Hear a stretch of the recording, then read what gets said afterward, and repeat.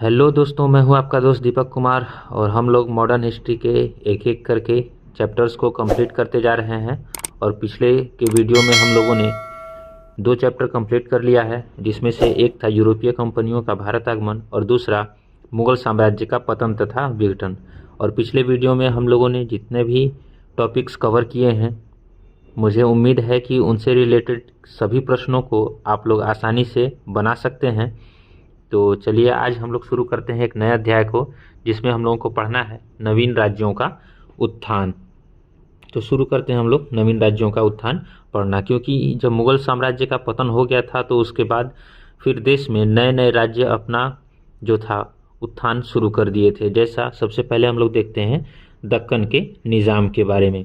तो सबसे पहला कीवर्ड है कि हैदराबाद राज्य की नींव मोहम्मद शाह के शासनकाल में खिलीज खां अथवा निजामुल मुल्क ने रखी थी। तो हैदराबाद राज्य के बारे में अगर हमसे कोई पूछता है कि इसकी राज्य की नींव किसने रखी थी, तो मोहम्मद शाह जो शासनकाल में थे उस समय, वर्तमान उसके शासनकाल में चिनकिलीज खान जो था, इसी ने हैदराबाद राज्य की नींव रखी थी। नेक्स्ट हम लोग देख लेते हैं कि जुल्फिकार खान पहला व्यक्ति था जिसने पहली बार दक्कन में स्वतंत्र राज्य का स्वप्न देखा था। तो अगर कोई पूछता है कि पहला व्यक्ति वह कौन था जिसने पहली बार दक्कन में स्वतंत्र राज्य का स्वप्न देखा था, तो वो था जुल्फिकार खान। नेक्स्ट हम लोग देख लेते हैं 1724 ईस्वी में सकुरखेड़ा के युद्ध में चिनकिलीज खान ने मुबारिस खान, उस समय जो दक्षिण भारत का सूबेदार था, इसको मार डाला था और स्वयं दक्कन का स्वामी बन गया था। अर्थात कहने का सेंस ये है कि 1724 ईस्वी में जब सकुरखेड़ा का युद्ध हुआ था, तो सकुरखेड़ा के युद्ध में चिनकिलीज खान जो था, यहाँ से उत्तर से दक्षिण गया था, दक्षिण भारत में जाकर के इसने मुबारिस खान जो उस समय का दक्षिण भारत का सूबेदार था, उसकी हत्या कर दी और हत्या करने के बाद स्वयं को वहाँ का स्वामी घोषित कर दिया। इसके पश्चात जब इसने अपने आप को वहाँ पर स्वामी घोषित कर लिया, तो मोहम्मद शाह ने चिनकिलीज खान को दक्कन का वायसराय नियुक्त कर दिया था। तो दक्कन का वायसराय इसको नियुक्त करने का सबसे बड़ा कारण यही था कि इसने स्वयं को वहाँ का स्वामी घोषित कर दिया था, इसलिए मोहम्मद शाह ने चिनकिलीज खान को दक्कन का वायसराय नियुक्त कर दिया था। और चिनकिलीज खान को ही आसफ जाह की उपाधि भी प्रदान की थी मोहम्मद शाह ने। इस चीज़ को हमें याद रख लेना है। नेक्स्ट हम लोग देखते हैं कि किसका उदय प्रारंभ हुआ था। उसके बाद राजपूतों का उदय धीरे धीरे करके एक एक करके प्रारंभ हुआ था। तो हम लोग नेक्स्ट पढ़ लेते हैं राजपूतों के बारे में। तो उस समय के जो राजपूत थे उनमें सबसे ज़्यादा प्रमुख अगर कोई है तो आता है नाम सवाई जयसिंह का, जिसके बारे में आप लोग पहले से कुछ न कुछ जानते ही होंगे। तो चलिए उनके बारे में हम लोग कुछ यहाँ पर डिटेल्स देख लेते हैं। सवाई जयसिंह का कार्यकाल जो था वो 1688 से लेकर के 1747 ईस्वी तक रहा है। और इनके बारे में जो पहली चीज़ है कि अगर 18वीं शताब्दी का सबसे श्रेष्ठ राजपूत शासक कोई था तो अजमेर का सवाई जयसिंह था, जो कि हम लोग पहले से जानते हैं। इसे सवाई की पदवी हम लोगों ने पिछले वीडियो में पढ़ रखी थी कि किसने दी थी, उसको हम लोग फिर से रिपीट कर रहे हैं कि इसे सवाई की उपाधि मुगल शासक जो फर्रुखसियर थे इन्होंने ही दी थी। उसके बाद जाकर के ये सवाई राजा जयसिंह के नाम से प्रसिद्ध हुए थे। नेक्स्ट है हम लोग का, यह एक विख्यात राजनेता भी था। राजनेता के साथ साथ एक कानून निर्माता भी था और समाज सुधारक भी था। तो और इतना ही नहीं, यह विज्ञान के प्रति रुचि रखता था, जिसलिए हम इसे विज्ञान प्रेमी भी कहते हैं। तो इस तरह से हम लोगों ने देखा कि जो सवाई राजा जयसिंह था वह एक राजनेता, कानून निर्माता, समाज सुधारक और विज्ञान के प्रति इतना प्रेमी था कि उसने कई जगहों पर उस विज्ञान प्रतियोगिताएं और विज्ञान से रिलेटेड कई अनुसंधानकर्ताओं को अपने यहाँ बुलाया और उनसे रिलेटेड जितनी भी चीज़ें थीं उनको उसने अपने यहाँ बनवाया और उसको बढ़ाया। नेक्स्ट हम लोग देख लेते हैं। नेक्स्ट कीवर्ड जो हम लोग का है, 1722 ईस्वी में उन्होंने जयपुर शहर की स्थापना की थी। तो जयपुर शहर की स्थापना राजा सवाई जयसिंह ने 1722 ईस्वी में की थी। नेक्स्ट हम लोग देख लेते हैं कि उसने आधुनिक उपकरणों से सुसज्जित पर्यवेक्षण शालाएं भी बनवाई थी। और वो कहाँ कहाँ बनाई थी उसमें से कुछ हैं, जैसे दिल्ली हो गया, जयपुर हो गया, उज्जैन हो गया, वाराणसी हो गया। इन जगहों पर उसने सुसज्जित पर्यवेक्षण शालाएं बनवाई थी, जो कि सवाई राजा जयसिंह थे। नेक्स्ट हम लोग देख लेते हैं कि अपने शासनकाल में विज्ञान से संबंधित बहुत सारे कार्य इन्होंने किए थे। जैसा कि हम लोगों ने अभी देखा कि यह एक विज्ञान प्रेमी भी थे, क्योंकि इन्होंने अपने शासनकाल में कई ऐसे कार्य किए थे जो यह दर्शाता है कि इन्होंने विज्ञान से संबंधित रुचि रखते हुए इनके उत्थान के लिए कार्य किए थे। नेक्स्ट हम लोग देख लेते हैं कि जयसिंह एक समाज सुधारक तो थे ही, इन्होंने एक नियम बनाया था जिससे राजपूत को लड़की की शादी में ज़्यादा खर्च न करना पड़े। जैसा कि हम लोग जानते हैं कि सवाई राजा जयसिंह एक राजपूत थे, तो इन्होंने एक नियम बनाया था, उस नियम के तहत लड़कियों की शादी में ज़्यादा खर्चा न हो सके, इसलिए इन्होंने इसके संबंध में कार्य किए थे। नेक्स्ट हम लोग देख लेते हैं, जीज मोहम्मद शाही की मदद से यूक्लिड के रेखागणित के तत्व का संस्कृत अनुवाद भी इन्होंने करवाया था।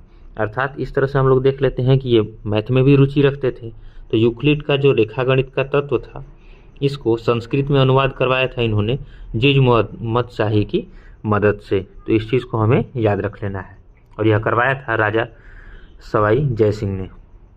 नेक्स्ट हम लोग देख लेते हैं, अभी तक हम लोगों ने देखा दक्कन के बारे में, फिर राजपूतों के बारे में, उसके बाद अब हम लोग देख लेते हैं जाट जो थे उनके बारे में।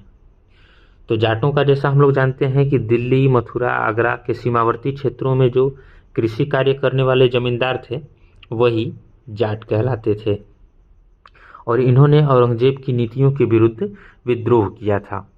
तो सर्वप्रथम जो विद्रोह हुआ था वह तिलुपत के जमींदार गोकुल ने 1669 ईस्वी में किया था। तो जो तिलुपत के जमींदार थे गोकुल, इन्होंने ही 1669 ईस्वी में विद्रोह किया था मुगल साम्राज्य के विरुद्ध। गोकुल के बाद पहले जाटों का जो नेतृत्व करता थे वो चूड़ामन बने। तो चूड़ामन का कार्यकाल 1690 से लेकर के 1721 ईस्वी तक का देखने को मिलता है, और इसने सर्वप्रथम 1700 ईस्वी में भरतपुर राज्य की नींव डाली थी। 1700 ईस्वी में चूड़ामन ने इसने थीम नामक जगह पर एक दुर्ग का निर्माण करवाया था। तो इस चीज़ को हमें याद रख लेना है कि अगर एक दुर्ग का निर्माण करवाया था तो चूड़ामन ने थीम नामक जगह पर। और आगरा के सूबेदार जयसिंह द्वितीय के अधीन मुगल सेना ने इसके विरुद्ध अभियान किया और इसके द्वारा बनाए गए दुर्ग को जीत लिया था। तो जयसिंह द्वितीय जो थे, इनके अधीन मुगल सेना ने इनके विरुद्ध अभियान किया था और इनके द्वारा जो थीम नामक जगह पर एक दुर्ग बनाया था उसको जीत लिया था, जिससे नाखुश होकर चूड़ामन ने आत्महत्या कर ली थी। और चूड़ामन की आत्महत्या करने के बाद इनके बाद बदन सिंह जो थे उन्होंने जाटों का नेतृत्व संभाला। तो अब देख लेते हैं हम लोग बदन सिंह के बारे में। तो बदन सिंह जो थे इनका कार्यकाल 1721 से लेकर 1756 ईस्वी तक था, और नादिर शाह के आक्रमण के पश्चात हुई अव्यवस्था से लाभ उठाकर उसने आगरा तथा मथुरा पर अधिकार जमा लिया था। जैसा कि हम लोग जानते हैं कि मुगल शाह शासनकाल के समय नादिर शाह जो विदेशी आक्रमण था इसने आक्रमण किया था, और नादिर शाह के आक्रमण के पश्चात जब इनको समय मिला तो इन्होंने उसी का फ़ायदा उठाया और आगरा तथा मथुरा पर अपना अधिकार जमा लिया था। आगरा और मथुरा पर इसने अपनी सेना शक्तिशाली बनाई तथा दीघ, कुंभेर, वेद तथा भरतपुर में 4 दुर्ग बनवाए। दीघ हो गया, कुंभेर हो गया, वेद हो गया और भरतपुर, इन जगहों पर इन्होंने 4 दुर्ग का निर्माण करवाया, जो कि दिखाता है कि इन्होंने अपनी सेना को शक्तिशाली बनाने का कार्य किया।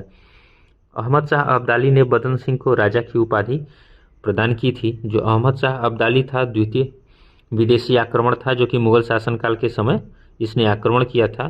तो इसने क्या किया था कि बदन सिंह को राजा की उपाधि प्रदान की थी, और यह दिया था अहमद शाह अब्दाली ने। नेक्स्ट हम लोग देख लेते हैं इनके बाद जो सूरजमल थे इनके हाथ में जाटों का नेतृत्व आया। तो सूरजमल का कार्यकाल 1756 से 1763 ईस्वी तक रहा, और इसे जाटों का अफलातून भी कहा जाता है। अगर कोई पूछे कि जाटों का अफलातून किसे कहा जाता है तो वो सूरजमल को कहा जाता है। इनके बाद क्रमशः हम लोग एक नोट देख लेते हैं, और नोट में है क्या कि जो इनके बाद क्रमशः जवाहर सिंह हुए, जैसे इनके बाद फिर रतन सिंह हुए, इसके बाद केसरी सिंह आए थे, उसके बाद रणजीत सिंह आए थे, फिर रणधीर सिंह आए थे। तो एक एक करके ये शासक हुए और बदलते भी गए, और ये लोग धीरे धीरे जाटों का नेतृत्व करते गए। परंतु 1805 ईस्वी में रणधीर सिंह जो इनके अंतिम नेता हुए, इन्होंने अंग्रेजों की अधीनता स्वीकार कर ली और इस तरह से जाटों का जो अपना अलग नेतृत्व करने का और अपना अलग राज्य बनाने का स्वप्न था वह समाप्त हो गया। तो इस तरह से हम लोगों ने देखा कि एक एक करके मुगल साम्राज्य के पतन के बाद अब धीरे धीरे सभी जगहों पर जो राजा थे अपना स्वयं का राज्य बनाना चाहते थे, मुगलों के खिलाफ विद्रोह करना शुरू कर दिया। तो इस तरह से हम लोगों ने देखा कि अभी तक दक्कन में और राजपूतों के द्वारा और साथ ही साथ जाटों ने किस तरह से अपने आप को उभारा और उनके बाद उसका पतन किस तरह से हुआ। अभी तक हम लोगों ने जितना पढ़ा, इसके बाद हम लोगों को पढ़ना है सिख संप्रदाय के बारे में। तो नेक्स्ट वीडियो में हम लोग सिख संप्रदाय के बारे में पढ़ेंगे। तब तक के लिए जुड़े रहिए हम लोगों के साथ। मिलते हैं नेक्स्ट वीडियो में। Thank you.